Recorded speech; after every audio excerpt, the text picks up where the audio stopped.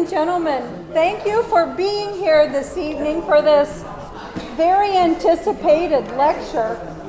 It's wonderful to see so many people when we've had such difficult weather. At any rate, I'm Jeannie Maudlin, and on behalf of the Friends of the Working Men's Institute, I want to welcome you to our third lecture in our 2022 lecture series. This evening, our speaker is Cathy Grafton, and Cathy comes to us from Illinois. Cathy is a master stitcher. Think quilting and embroidery here. She was taught initially by her mother and her grandmother. And she became interested in the Bayeux Tapestry when her mother gave her a book on medieval embroidery when she was 8 years old. So that's pretty incredible, I think. Cathy has also visited, or rather made, many pilgrimages to Bayeux, France, to see and study the tapestry. And by the way, the tapestry is listed on the UNESCO Memory of the World Registry since 2007. Ladies and gentlemen, please help me to welcome Cathy Grafton. Thank you. First of all, I'd like to present this for the library here. Oh my gosh. It's an her extra. book. It's your no, book. No, it's not my book. Okay. But it's a book about the tapestry, so you will have a little extra stuff that you could look at. Thank you. Thank you. It'll be fabulous in our collection. It's Thank nice you very to have much. that. Thank you. That is kind of in my eye. So it's so nice to be here. I am a big, not only a fan, but have spent many years coming down here to New Harmony. I did school days for many years where we spent a week kind of trembling as 1,000 kids a day came to see us do historic crafts and traditions. And I was here last year to the Merry Meeting Show and plan to be here again this November, so there's our commercial for that. So I'm very familiar with the town, but today I got a tour of this building, which I had never been in, and it was really exciting. What a treasure you have here, and so much history that sort of got started here and spread across the country, so that's really neat. And a very small story that I would tell you about it was years ago when this was open for some of the people who were here working with the kids. A good friend of mine, Marion Mitchell, Mitch we called him, was here with the group, and they were all looking at the building, and it was quite wonderful, and everyone left except Mitch was somewhere in the corner looking at something, and they locked the doors. And he said that he was up in one of the upper floors pounding on the windows trying to get someone to come back and let him out. I guess he eventually got out. But I thought you might get a kick out of knowing that little bit. Well, as Jeannie said, she found me last year, and we've had this set up for a long time. This became a passion for me when I was about 8 years old. I was learning to do embroidery as little girls used to do much more often than they do today. And my mother got me this book. Well, it was actually not this one, but it was this book. And I started studying this Bayeux Tapestry in it. I thought it was quite wonderful. But if you look at this book, I just have to tell you one thing about it. They put it on a background. It's not even the real linen, and the colors are horribly garish and everything. And the first time I went to see the tapestry, I was absolutely marveling at all the mends in it. And those of you who've been to see it, maybe you didn't notice, but there's repairs everywhere on it. This book shows none of them, and I just was freaked out by the fact of that. It has survived almost 1,000 years. And I'm going to tell you a little bit about the history of how it was made, what it was made with, and how it survived about 1,000 years. The pieces that I have laying over there are all kits from Bayeux Broidery. She is, if you go there and see the movie about the tapestry, she's the one doing all the stitching in it. And she was given permission to copy directly off the tapestry. So everything that you see is very accurate in terms of size and color and the stitches. And I love doing those kits. And she will also, I've asked her for custom kits, and she has actually done special sections for me. So the needleworkers here who want one, it's Bayeux Embroidery. You can take a look, and you can order them online. This long strip down here is a very small print of the actual tapestry to give you an idea of the size of it. So that's what that is. We'll move it out of the way when people come in.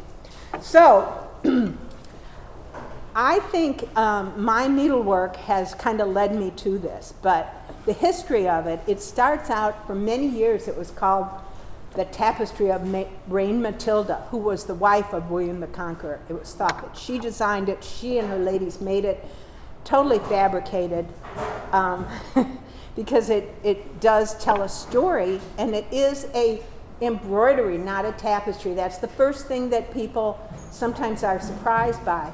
But in French, the word tapisserie means a hanging that tells a story. So we have translated it into tapestry, but this is an embroidery. It is actually on linen. It's on 9 pieces of linen, and it's only been in the last 20 years that they found that 9th piece. Very large sections of linen stitched together, and it's wool worsted threads that are put in. And they are vegetable dyed. There's 8 to 10 colors depending on what you're looking at. And the colors are all natural plant-based dyes. They were found in France and in England, and there's very little fading in the original colors, which is kind of cool about it. So the madder is the reds and browns. Weld was the mustard yellow. Woad, you've probably heard of some of these, dark, light blue, and light greens. Woad and weld do the beige and the dark greens. There's really only 2 basic stitches in it, a stem stitch or outline stitch, and a very fancy stitch called the Bayeux stitch because it's so heavily used. The horses, a lot of the buildings, the boats, the ships, everything are done with that. And it's actually a couch-laid stitch. And afterwards, when you're looking at it, I can tell you more about that stitch if you're interested. It has had a lot of names during the years. It was known as King William's cloth, the cloth of the conquest, or the toile de Saint-Jean. I mean, there are a lot of different names for it over the years. But basically, it tells a story, and it's a fascinating story. So the outline of this story is that just 1064, Harold Godwinson, who was the brother of Edith, the wife of Edward the Confessor, the King of England, was sent to Normandy, and supposedly, as the story of the tapestry says, he was sent to tell William that because Edward had no children, William would be the next king. And he had many adventures. He met William. He was knighted by William. He fought with him. He was eventually sent back to England, where you see scenes where he tells Edward all about his adventures there. Edward then dies, and does Harold go to William or have William come over? No. He is chosen king by the people in England, and he accepts. When he does that and William finds out, this is all depicted on the tapestry, he starts building ships and plans an invasion. So more than halfway through, the invasion starts, the ships cross the channel, and the Battle of Hastings takes place in 1066. Of course, we know that William won this battle and was forever known as William the Conqueror at that point and became King of England. Harold was killed supposedly with an arrow shot in his eye because he broke his oath to support William. There's several versions of his death in my mind, and he's being hacked to death and also an arrow in the eye. So there's things the tapestry leaves out, which are kind of important to know about that time period. Early in the story, there's different people there. We think that Bishop Odo, the half-brother of William, was the one who commissioned it because Odo is featured on it, and his men are featured on it more than anyone else in the tapestry.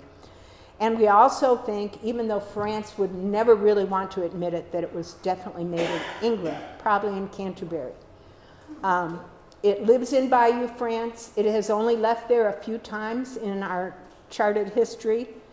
But what it left out was before Harold came down to fight William, there was another battle. There was another Harold. It was Harold Hardrada, who came over, king of Norway, decided he would take the crown of England. And Harold had to dash north with all his troops and fight this guy and at Stamford Bridge. You may have heard of the Battle of Stamford Bridge. And Harold Hardrada, it means hard ruler, he claimed the crown, and Harold of England said, I'll give you 7 feet of English soil. And as it turned out, he did. He defeated and killed Harold from Norway, and then he had to get the message that William was landing on the south coast, and he had to turn around and dash down to another battle. That's completely off the tapestry. But it's kind of important to know that because it does maybe explain why Harold didn't have everybody there. So some of the detail of the tapestry, it's 58 panels. The panels were numbered at some point in the past. If you go to see it, you'll see these kind of faded numbers up above, which is how they tell the scenes. So it starts out in a little more detail. Edward sends Harold. He's taken prisoner. He lands in France, and he's taken prisoner by Conan of Brittany, who was a minor lord. And when this is portrayed in the tapestry, and when William finds out about this, he says, "Hey, Conan, bring that guy to me, and we will talk about this."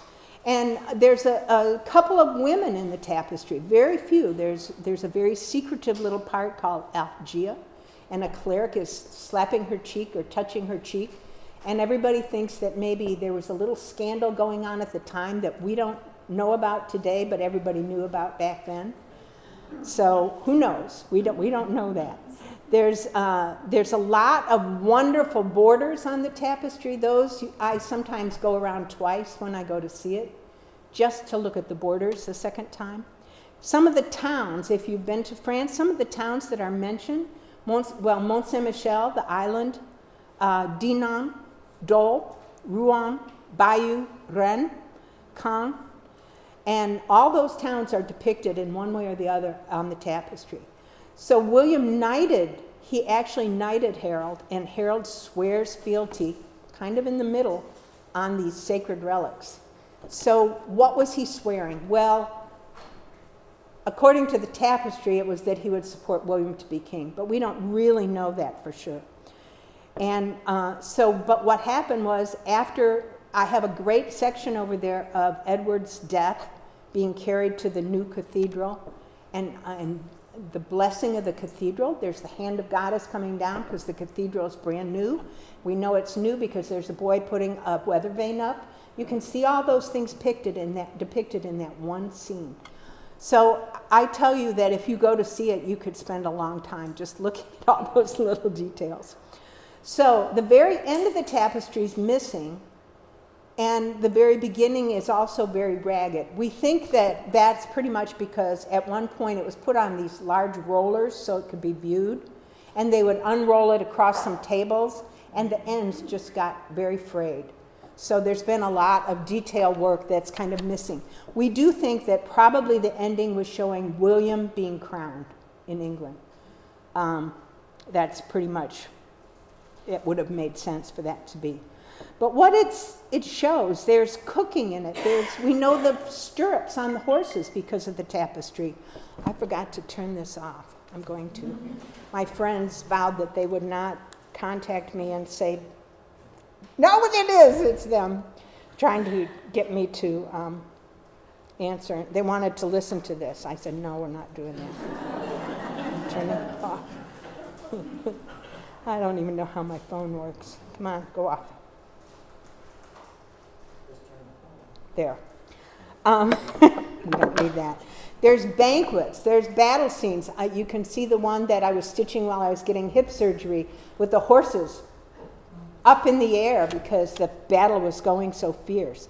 And the death scene of Harold. I have picked out my favorite scenes to have them do, and she also sells lots of these kits. So is the arrow at the end the wrath of God coming down, you know. I mean, I think that makes a lot of sense in the medieval time, and it probably could have been. Harold was also hacked to death, and there were bits and pieces of him, and that's it. So, may have been both. I like to think it was both. There's a lot of Aesop's fables told in the tapestry, different stories, the crow and the fox, and there's beautiful scene of plowing and sowing the wheat in the fields. So there's so much. There's a lot of fantasy animals in it. And the dedication of Westminster Abbey, which was brand new at that time. It's really incredible. And those things are kind of shown by the history of it. So some of the things we know and don't know. People are always curious. The first question I usually get asked is, who made this? Who did this? Who designed it? Well, that's probably lost in history. I don't think that we'll ever know for sure who made it. But there are many schools of thought. And the one that makes the most sense to me in all the reading that I've done is a Bishop Scoland. He was actually at Mont Saint-Michel. One of the early scenes, one of the first ones I have depicted over there, shows Mont Saint-Michel. And it shows Mont Saint-Michel in kind of a special way. It shows it built on a platform, which it was. Somebody would have had to know that in designing this tapestry. Bishop Scoland worked at the scriptorium during that time. And he might have seen the very brave scene of Harold rescuing some of the soldiers as they go through the quicksand outside the monastery.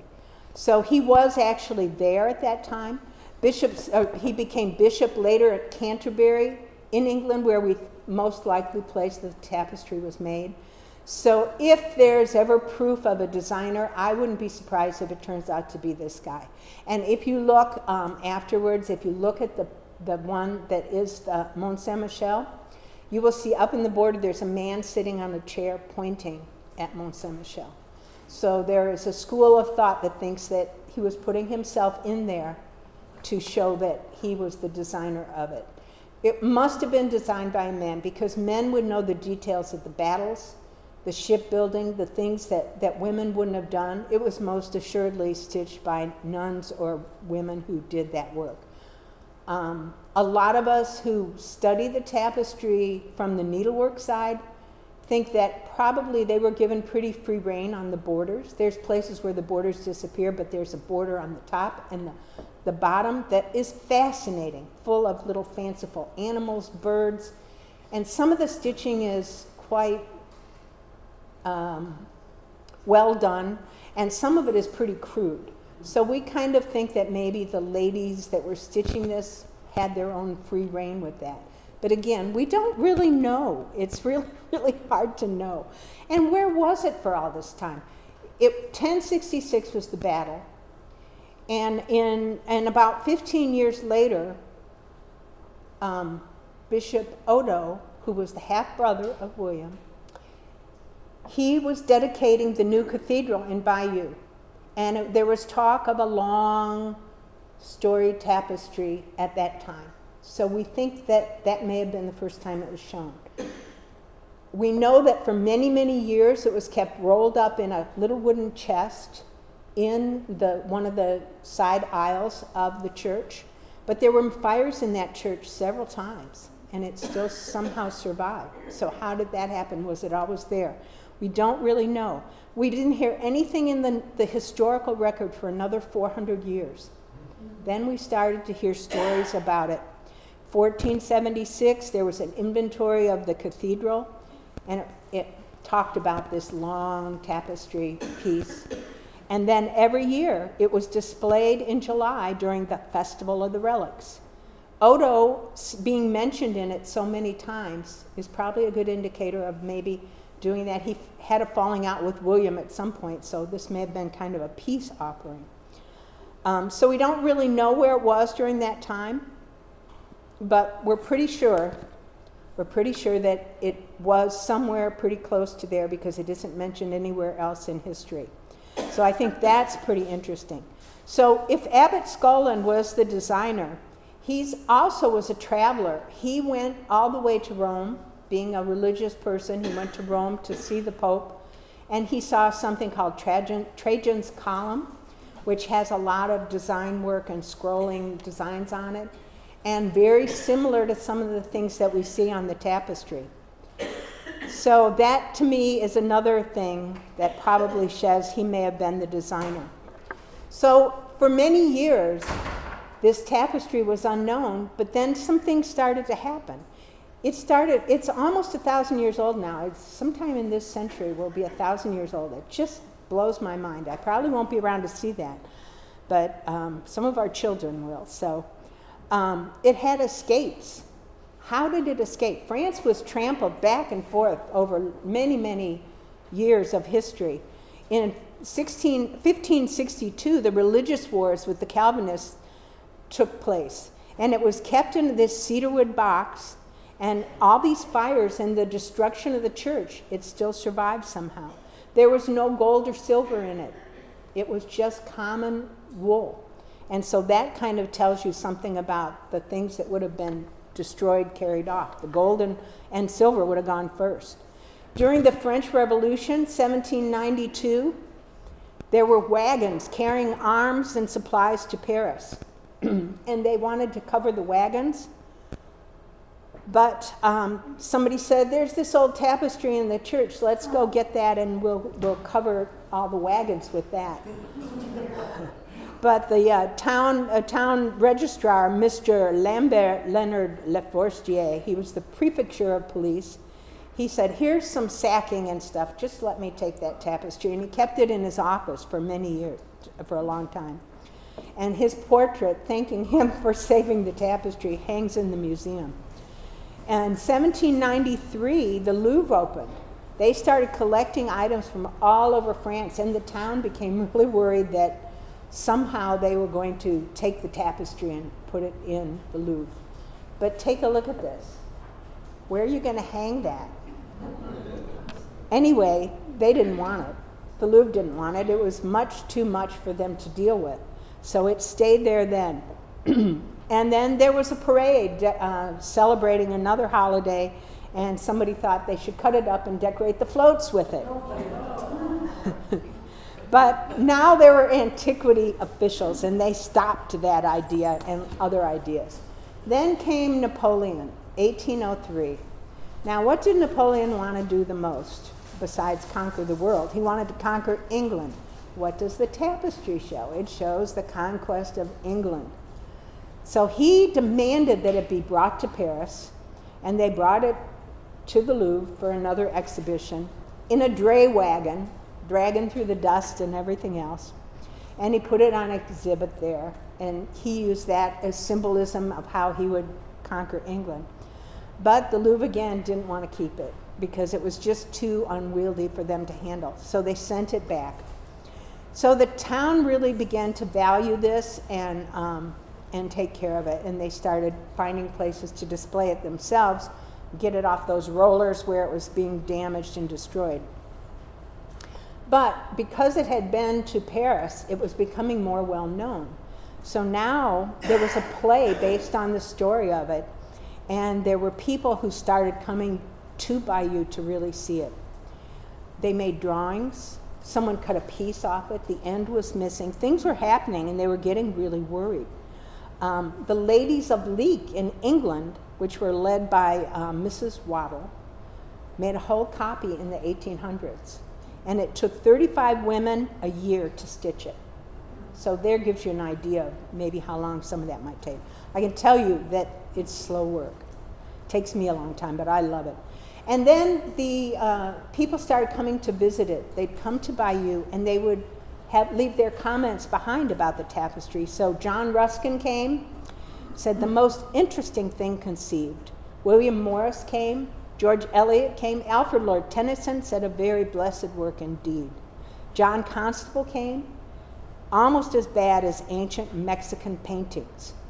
He was not impressed. Neither was Charles Dickens, who said the work of very feeble amateurs. Winston Churchill came, and he said a story told with irresistible charm. So that's a little better. Now, World War II, you have to come to World War II and know something about what was going on there. From 1941 to 1945 was probably in the most danger it's ever been in. The Germans occupied France. Many of the Nazis were very interested. There's pictures of them examining the tapestry. There was a special room built in the basement of the building that it was in, and they would come, and they again wanted to conquer England. And they wanted to know if it was German created. They were trying to prove that. Hermann Göring especially, he was collecting art from all over the world and especially in France, and he wanted it. Heinrich Himmler was interested in it, the head of the Gestapo. He said it was important for our glorious and cultural Germanic history. He wanted it for his Westphalia castle. They wanted to prove it was Aryan, but the Germans especially were very meticulous and technical. So they spent a long time studying it, writing papers. There were different groups studying it. And so everybody kind of got in everybody else's way, and they didn't really take it anywhere for a while.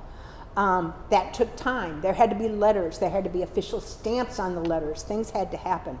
So the town had created a bunker for it and was hiding it there as much as possible.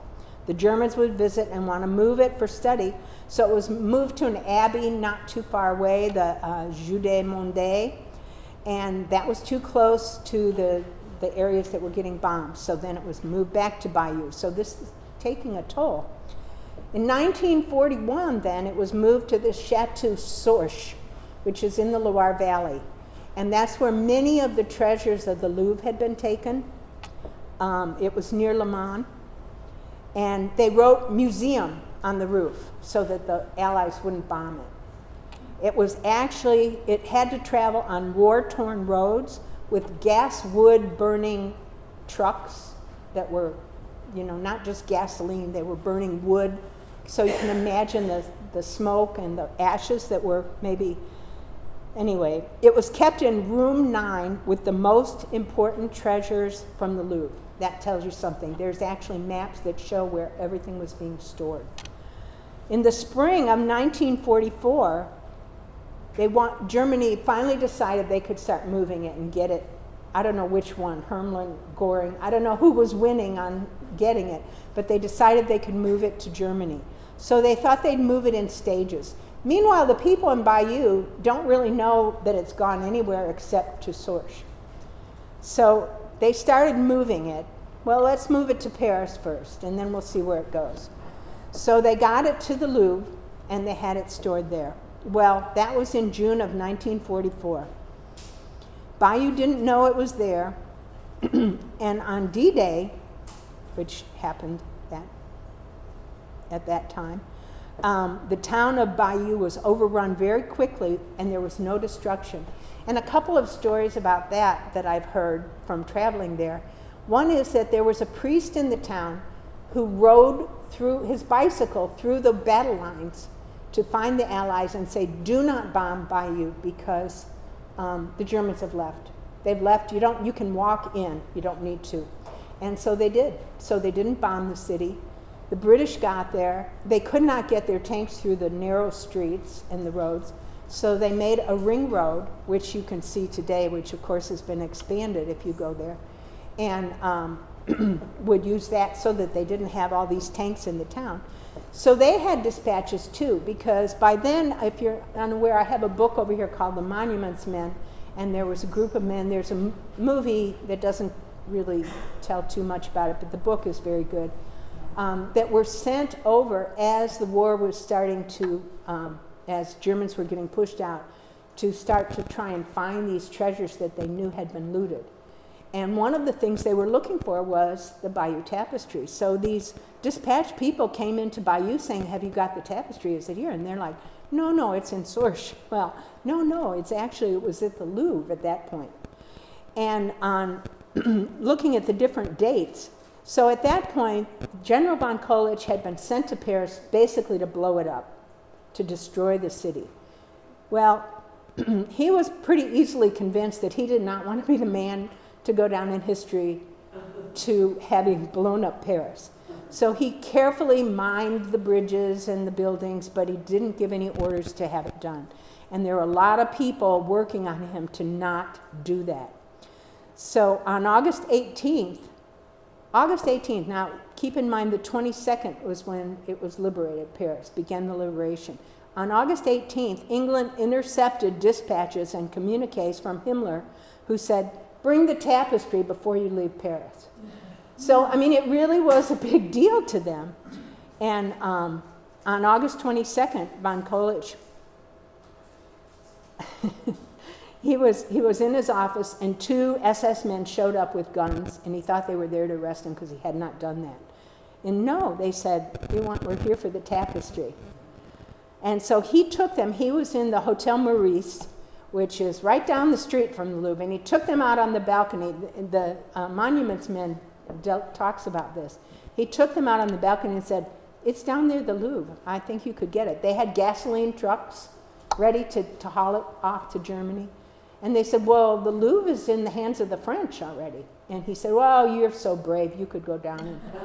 And they disappeared. So it was very, very close. Now, had it been taken at that point, it probably would have been destroyed on the road somewhere. Very unlikely that it ever would have gotten to Germany at that point. So that was pretty amazing that they showed up. So no one wanted it. So at that point, it was August 25th that it was actually liberated. They knew the tapestry was there. They made a display again in the Louvre. So it's been there 3 times at least. And again, the Louvre said, okay, eventually let's get it back to Bayeux. And Bayeux has vowed that it would never leave again. Now, they're going to be taking it down, I think, in the end of 23 or 24 to do repairs and work on it again and maybe change the space around. And England has asked if it could come visit England, and Macron has said it probably could. But the conservators who will have the last word have pretty much said probably won't.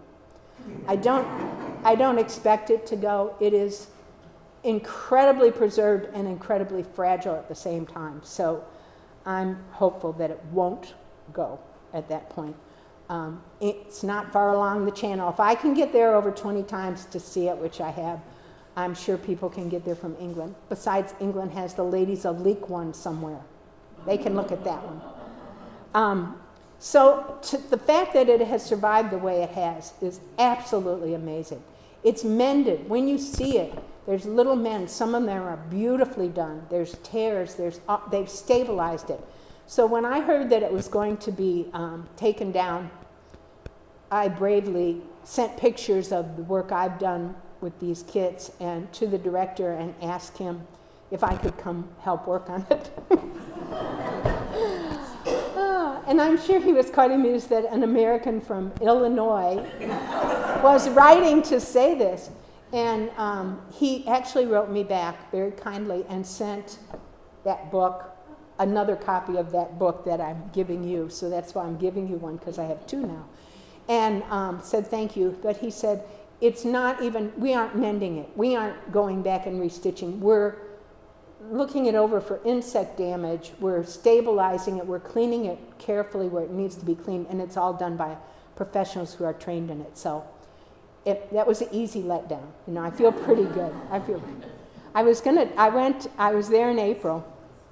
I told Jeannie that I was going again, and I managed to get there after 3 years during COVID when I was there 3 years ago, and then it was 2 weeks from leaving when COVID hit, so my airfare was vouchered out, and I went this April. And I thought about trying to talk to him while I was there and introduce myself, but I didn't. So I might do that another time when I go. I do that. I like to do that kind of thing. Anyway, Bayeux doesn't want it to leave again. My hope is that they will display it in a better format than right now, because right now it's kind of a big L. It makes a big turn, and you do not really get the scope of it. If it was in a kind of a horseshoe, you would have a much better feeling for the view of it. And I think that would be a really good way to display it. One of the things, I have to tell you one more story about as I started going to Bayeux to see the tapestry, that's all I went for. And then eventually I started taking beach tours and going to the D-Day beaches and became enamored with learning more and more about that. And they're very small tours for the most part in little minivans with maybe 5, 6 people. And these are mostly the ones that I've gone on have been young men who are mostly grandsons of people who lived there, who were there during the war. And they have the most fascinating stories. They take you extra places. They show you things. And one of the stories they told me was so sad about the cows. Has nothing to do with the tapestry, but it's just something to think about. They said that Normandy cows are very people-oriented and very friendly. And they said they would, the hedgerows, you know about the hedgerows and how much difficulty there was fighting in those. The cows would kind of wander up to the hedgerows and look at the Germans hiding in the hedgerows because they were interesting. But the Germans would just shoot them. And so that was very sad. So there was a lot of loss of cows. But he also said that they all had to have Germans living with them on these farms. And that one day they just woke up and they were all gone. I mean, they just left. They just disappeared because of the D-Day and everything happening. But Britain, the English have a cemetery just on the edge of Bayeux. And I think it's very fitting that above the entrance of the cemetery it says, "We who were conquered by William have liberated the land of the conqueror." And I just find the way the history entwines there in Bayeux is absolutely amazing. And my love of the tapestry has grown to encompass that whole area so much. And if I ever get to retire from my little library job where I work, I might go spend a couple months in Bayeux and just hang out there. That's my goal. So with that, I would like to see if you have some questions, because I know I went through this quickly, but, and then I will I will go over there and stand by those so that you could look at them again, because some of the things on there, you know, you almost have to look at a couple times to get. Okay, first. Do we know why Edward didn't pick Harold to be his successor? Yeah. So the Godwinson family was very, very powerful. And, but Edward had spent time in exile in France and gotten to know William when he was young and felt an affinity with him. And I think he didn't really want the Godwinson family to take over. I don't think that's written in the history that much, but there is a reason. I mean, you wonder, why would he go to France and have this guy, you know, who'd never lived there, this Norman, you know, who changed the whole culture of England. But that's probably why, because the Godwinsons were, you know, kind of taken over. As much as I know about that. Yes? I'm really curious about how it lasted that long. I've done some looking into conservation, for example. I had a work study job when I was in grad school, trying to do conservation on textiles and kind of really fast. It wasn't for me. But I did learn at that point you never now repair. You simply, what's that word? You know, you Stabilize. Yes, and support it. But it's a miracle that it could be rolled up, stuffed in a box for all those years. And I wonder what the box might have been made out of. It was cedar. I can tell you that. Okay, I got a story about the box too. I took Spanish. No one told me I was going to fall in love with France when I was in high school, so I took Spanish. My children all did foreign exchange in France, one after the other, all 3 of them, which is how I got started going and why I fell in love with it. So I went to church at Bayeux because I knew that in the treasury in Bayeux of the cathedral, they had this box on display. It's only on display in the summer. Well, I go usually in April or in the fall. So it's not open then. So after Mass, I tried to explain to the priest that I wanted him to take me to the treasury in very bad broken English, a little bit of Spanish, and trying to show him the box, and I'm talking about the tapestry. Coffre is what it would be called, I learned later. And he tried so hard to understand me, and finally when he did, he said, I don't even have the key to the treasury. It's only open in the summer. So I have not seen it. I've seen pictures of it, and it must have been fairly large because these are bulky when I roll them all up, and they're a minuscule bit. It must have been quite a large chest. If it was cedar, and if they wrapped some things around it, cedar would have helped with bugs. But I don't know. Yeah, you got to wonder. And well, now I went to see it too, gosh, 40 years ago maybe, but it was mounted at that point, which is, of course, supports it and stabilizes it also. It's not just hung. Mm-hmm. But when I look at yours and I see the rippling that all the stitches causes, I wonder how the mounting would stretch it out. Yeah. It's sewn onto a backing, which they'll have to remove when they examine it. And I keep these rolled on a little thing that I have. And I could, it would have been huge and heavy. So, when they had this double roller system where they were using, I'm sure that did more damage than anything, because that would break down the fibers. But the wool has held up amazingly, really, when I see it, because I spend a lot of time looking for the broken bits and that kind of thing too, and I'm amazed. It's been heavily repaired. So through the ages, without any real expertise, there's some very garish colors in it, but I'll tell you, most of the fading has come from the more modern repairs, not the oldest. The old colors are still pretty true. The reds and the yellows especially. So that did damage as well. And you had just people working on it. Who knows what they were doing? Yeah. When it was hung in the cathedral, I believe it was just draped around, probably at that point. Draped around, hung maybe on some kind of hooks or something. They didn't have Velcro back then. So. But I love I always thought it was, I'm sorry, I'm taking over No. the conversation, but I always thought it was around a completely round room, but you're saying it was more of an L.